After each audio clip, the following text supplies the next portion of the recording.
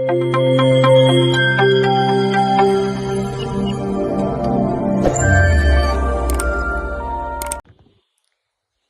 दोस्तों, मेरे YouTube channel खिड़की पर आपका स्वागत है। आज हम बात करेंगे गजानन माधव मुक्तिबोध की कविता भूल गलती पर। लेकिन इसके पहले मेरा आपसे निवेदन है, यदि आपने मेरा चैनल खिड़की सब्सक्राइब नहीं किया है तो सब्सक्राइब कीजिए। वीडियो पसंद आए तो लाइक कीजिए, शेयर कीजिए और कमेंट बॉक्स पर अपनी राय भी जरूर दीजिए। अब मैं कविता पढ़ूंगी और कविता का थोड़ा हम अर्थ भी खोलेंगे। हालांकि कविता का अर्थ खोलने से उसकी खूबसूरती खत्म हो जाती है, लेकिन फिर भी चूंकि ये आग्रह स्टूडेंट्स की तरफ से है तो मैं उनका ध्यान रखते हुए इस पर बातचीत करूंगी। सबसे पहले तो हम थोड़ा सा समय देख लेते हैं मुक्तिबोध का। मुक्तिबोध का जन्म 1914 में हुआ था और जो कविता का दौर था वो प्रगतिशील प्रगतिशील युग रहा उस समय, और उसमें मार्क्सवादी चिंतन जो है वो अपनी जगह बना रहा था। मार्क्सवादी चिंतन से मेरा तात्पर्य है शोषण और शोषित और शोषक के मध्य जो संघर्ष था वो साहित्य में दिख रहा था, और मजदूरों को उनका हक मिलना चाहिए, वो जितनी मेहनत करते हैं उसका उचित भुगतान मिलना चाहिए। ऐसा संघर्ष जो है वो हमारे समाज में दिखाई दे रहा था। मुक्तिबोध मार्क्सवादी विचारधारा की कवि हैं। मुक्तिबोध जो है वो एक आधुनिक कवि हैं और कह सकते हैं कि मध्यम वर्गीय लोगों का जो द्वंद्व होता है वो उनके रचनाओं में आता है। अब जो उच्च वर्ग है वो तो जैसा है वैसा है, उसको परवाह नहीं पड़ता, वो अपने निर्णय ले लेता है, समाज की परवाह नहीं करता। उसके कहना चाहिए जीवन में ऐसा कुछ खास दिखावा नहीं है कि लोग क्या सोचेंगे, वो ऐसा नहीं सोचता है। ऐसे ही निम्न वर्ग भी है, वो अपने ढंग से रहता है, उसे कोई खास फर्क नहीं पड़ता। लेकिन ये जो मध्यम वर्ग है इससे बहुत फर्क पड़ता है। इसकी नाक बहुत ऊंची है और लोग क्या कहेंगे, और वो सोचता भी है, वो बुद्धिजीवी वर्ग है। उसके अंदर एक चेतना है जो उसको कहना चाहिए झकझोरती रहती है, उससे बात करती रहती है। उसके अंदर एक द्वंद्व और एक तनाव जो है वो चलता रहता है। ये द्वंद्व जो है वो सुविधा भोगी और आदर्श का है। एक तरफ उसको आदर्श बताए जाते हैं, लेकिन आदर्श से तो जीवन चलता नहीं है, और तो एक तरह का द्वंद्व उसके जीवन में चलता रहता है। तो इन भावों को हम मुक्तिबोध की कविताओं में देखते हैं। और भूल गलती जो कविता है, मैं आपको बता दूं कि ये उनकी आखिरी दौर की कविता है। प्रायः मुक्तिबोध लंबी कविताओं के कवि माने जाते हैं, लेकिन चांद का मुख टेढ़ा है उनका संकलन है, उसमें यह कविता पहली कविता है और ये कविता छोटी है और है भी अच्छी। एक उन्होंने तकनीक का इस्तेमाल किया है, प्रयोग कर रहे थे, प्रगतिवाद और नई कविता का पुल का काम कर रहे थे। तो इसमें क्या प्रयोग हुआ है या क्या थोड़ा सा अलग है कि ये जो है, ऐसा हमको लगता है कि हम कविता नहीं पढ़ रहे हैं, हम फिल्म देख रहे हैं और हॉल में बैठे हुए हैं, और कैमरा कैसे कहना चाहिए गुरुदत्त का कैमरा जैसे होता है ना कि शॉट्स लेने हैं, अब कहाँ कैमरा कहाँ घुमाना है, कहाँ प्रकाश होगा, कैसे ये वो बहुत कुशल ऐसा लगता है कैमरामैन जो है इस कविता को लिख रहा है। कैमरे से लिखी गई है कविता कह सकते हैं, वैसी ही भाषा है। और शब्द मतलब भाषा के बारे में क्या कहूंगी कि ऐसी भाषा है कि आपके सामने, आंखों के सामने एक दृश्य बनता जाता है जिसको बिंब कहते हैं। तो दृश्य बिंब में बदलते जाते हैं, अमूर्त जो है वो आपको दिखने लगता है। तो ये इस कविता की शैली है, बड़ा ही कहना चाहिए नाटकीय दृश्य बनता है, और उसमें पात्र हैं है ना, कैरेक्टर्स हैं, वो एक दूसरे से संवाद करते हैं। 2 लोकेशन है, एक तो दरबार है, एक घाटी वाली, तो 2 लोकेशंस पे है, लेकिन कैमरा जो फोकस करता है वो अलग अलग लोगों पर करता है। तो पहला फोकस जो है कैमरे का, वो कहाँ पे है, फिर कहाँ पे है, फिर कहाँ पे है, और कैसे फिर लोकेशन बदलता है, ये सब आप इस कविता में देखने वाले हैं।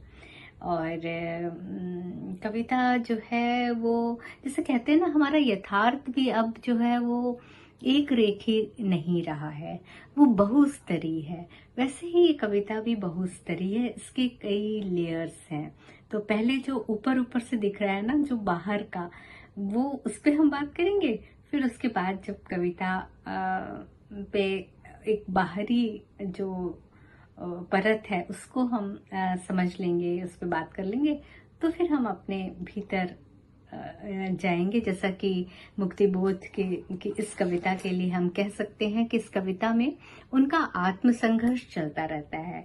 वो अपने मन के अंदर उतरते हैं और अपने मन के अंदर जो एक अंतर्द्वंद है उसको कैसे उद्घाटित करते हैं। तो ये सब हम बात करने वाले हैं, पर पहले तो कविता का पाठ करेंगे। कविता का पाठ, भूल गलती। कविता भूल गलती।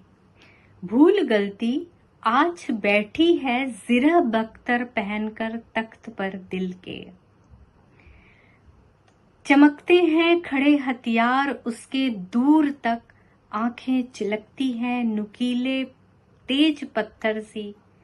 खड़ी हैं सिर झुकाए सब कतारें, बेजुबां बेबस सलाम में, अनगिनत खंभों व महराबों थमे दरबारे आम में। सामने बेचैन घावों की अजब तिरछी लकीरों से खटा चेहरा, कि जिस पर कांप दिल की भाप उठती है। पहने हथकड़ी वह एक ऊंचा कद, समूचे जिस्म पर लतर झलकते लाल लंबे दाग बहते खून के। वह कैद कर लाया गया ईमान, सुल्तानी निगाहों में निगाहें डालता, बेखौफ नीली बिजलियों को फेंकता। खामोश, सब खामोश। मनसबदार साहिर और सूफी, अल गजाली इब्न सिन्ना अल बरूनी, आलिमो फाजिल सिपह सालार, सब सरदार हैं खामोश। नामंजूर उसको जिंदगी की शर्म की सी शर्त नामंजूर। हट इंकार का सिरतान खुद मुख्तार कोई सोचता उस वक्त। छाए जा रहे हैं सल्तनत पर घरे साए शाह। सुल्तानी ज़िरह बख्तर बना है सिर्फ मिट्टी का, वो रेत का सा ढेर शहंशाह। शाही धाक का अब सिर्फ सन्नाटा, लेकिन ना जमाना सांप का काटा। भूल आलमगीर मेरी आपकी कमजोरियों के स्याह, लोहे का ज़िरह बख्तर पहन खूंखार, हाँ खूंखार आलिजा। वो आंखें सच्चाई की निकाले डालता, सब बस्तियां दिल की उजाड़े डालता। करता हमें वह घेर बेबुनियाद बेसिर पैर, हम सब कैद कर लाए हैं उसके चमकते तामझाम में, शाही मुकाम में।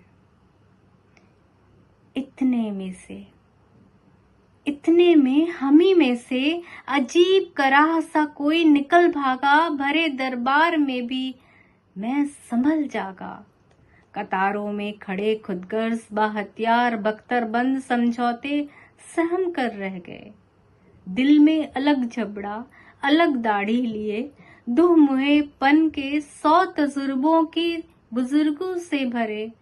दड़ियल सिपह सालार संजीदा सहम कर रह गए। लेकिन उधर उस ओर कोई बुर्ज उसके उस तरफ जा पहुंचा। अंधेरी घाटियों के गोल टिलों घने पेड़ों में कहीं पर खो गया। महसूस होता है कि यह बेनाम मालूम दर्रों के इलाके में सच्चाई के सुनहरे तेज अक्षों के धुंधलके में मुहैया करा रहा है लश्कर। हमारी हार का बदला चुकाने आएगा। संकल्प धर्मा चेतना का रक्त प्लावित स्वर, हमारे ही हृदय का गुप्त स्वर्णाक्षर विकट हो प्रकट हो जाएगा। ये थी कविता भूल गलती।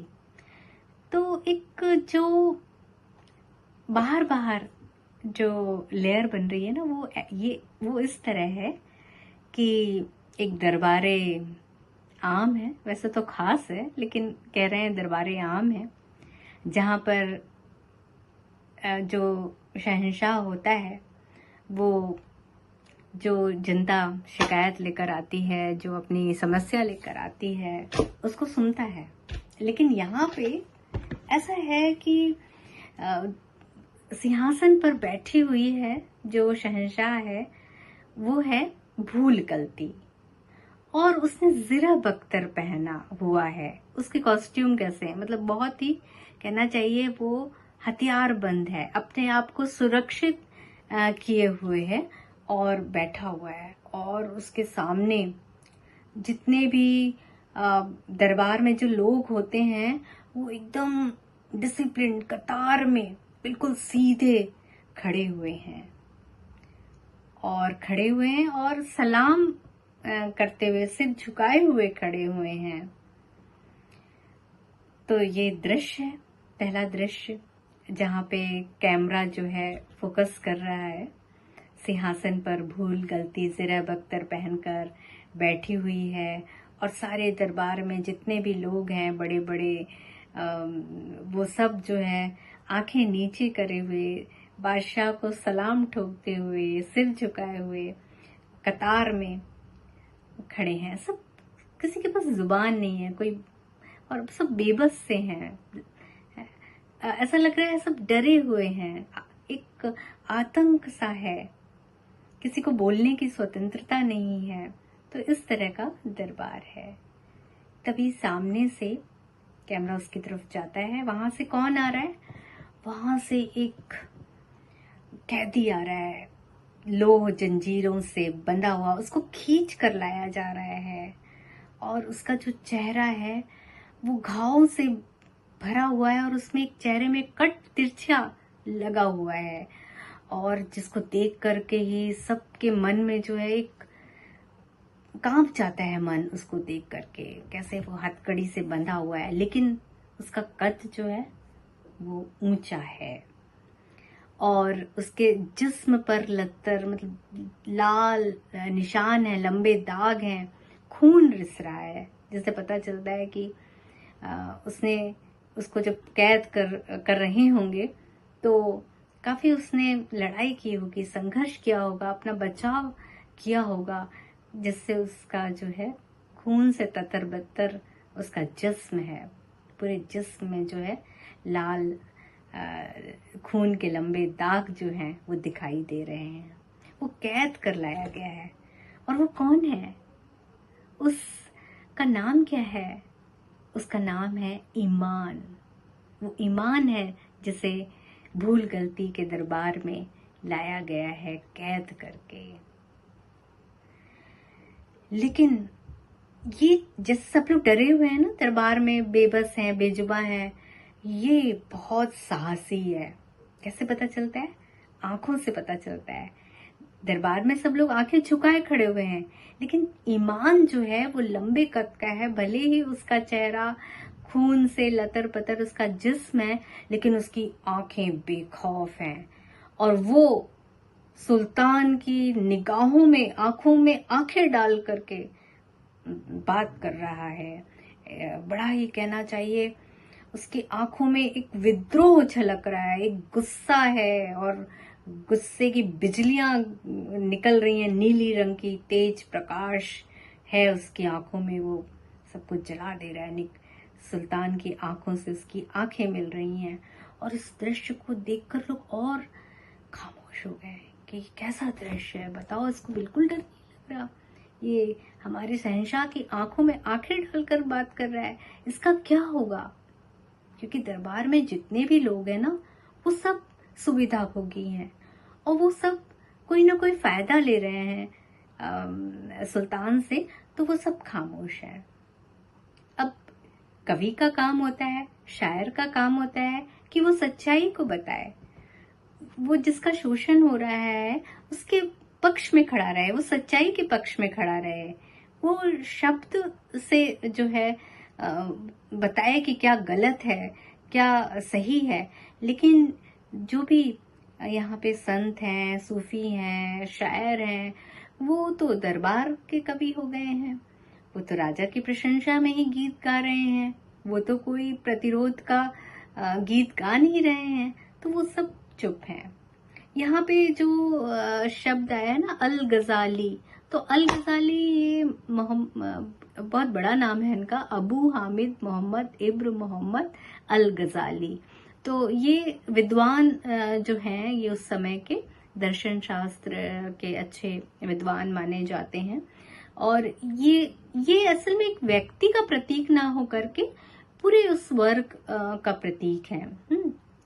तो अल गजाली, इब्न सिन्ना का नाम आपने सुना होगा कि ये भी बहुत वैज्ञानिक चेतना से लैस थे और शिक्षा की बात की थी उन्होंने। तो ये लोग भी सब चुप हैं। अल बरूनी ये फारस से आए थे और बहुत विद्वान थे, दार्शनिक थे, चिंतक थे, वैज्ञानिक थे, खगोल वैज्ञानिक थे, ज्योतिष शास्त्र जानते थे, उज़्बेकिस्तान की तरफ से ये लोग आए थे। तो इब्न सिन्ना है ना, इब्न सिन्ना ने चिकित्सा के क्षेत्र में बहुत काम किया था। और कौन है, आलिम फाजिल। तो आलिम फाजिल उसको कहा जाता है जो विद्वान हो, जिस विद्वान होने की उसको उपाधि मिली हो। तो ये सब एक व्यक्ति के प्रतीक नहीं है, बल्कि एक पूरे समूह का प्रतिनिधित्व करते हैं कि चाहे वो दार्शनिक हो, चाहे वो चिकित्सक हो, चाहे वो खगोल वैज्ञानिक हो, जो भी हो, कवि हो, शायर हो, यात्री हो, सब लोग जो हैं जिनको बोलना चाहिए, जिनको खामोश नहीं रहना चाहिए, वो सब खामोश है, कोई नहीं बोल रहा है। अब इसको जो कैदी है, ईमान जो है, उसको भी सुल्तान कुछ अच्छा सुविधा देना चाहते हैं, कुछ लालच दे रहे हैं, कुछ लोभ दे रहे हैं, ऐसा लगता है। वो बिटवीन द लाइंस है, लेकिन उसके लिए कह रहे हैं नहीं। आगे वो कहते हैं ना, नामंजूर, उसको जिंदगी की शर्म की सी शर्त नामंजूर, उसे किसी दूसरों की शर्तों में जीना स्वीकार नहीं है। उसको दरबार के जो शहंशाह हैं उनकी शर्तों में जीना नहीं जीना है, उसको स्वीकार नहीं है ऐसा जीवन। वो बड़ा खुद मुख्तार है, वो बहुत स्वाभिमानी है और वो अपने आप को किसी को बेच नहीं सकता है, तो वो इनकार कर रहा है, नामंजूर। हट इनकार का सिरतान खुद मुख्तार। तभी जो कोई है वहां पे दरबार में, ऐसा भी जो नरेटर ही है, वो सोचता है अरे बाप रे, इसमें इतनी हिम्मत है, ये सारी चीजों को नकार रहा है। तो उसको ऐसा लग रहा है कि अब जो है सल्तनत में जो है ऐसा लग रहा है कि कोई घना साया है, मतलब कुछ तो होने वाला है, कुछ बदलाव तो होने वाला है। और ये जो शासक दिखता तो है बहुत मजबूत सा और बड़ा, लेकिन ये है तो लग रहा है जैसे मिट्टी का बना है, तो खोखला सा है, ये रेत का ढेर है शहंशाह। और उसकी धाक जो है वो अब सिर्फ सन्नाटा बन गई है। सन्नाटा मतलब एक बहुत मुर्दा शांति जैसी अब छाने वाली है, अब बहुत हो गया ऐसा उसे लग रहा है। लेकिन ना, जमाना सांप का काटा, लेकिन जमाने को तो बोलते हैं ना जैसे सांप सूंघ गया है।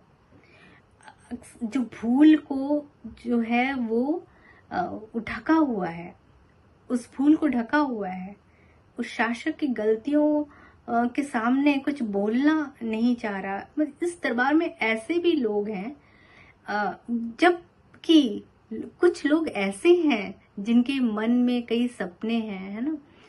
वो कह रहा है ना, एक पंक्ति आती है, मैं उसको बोलना चाहूंगी।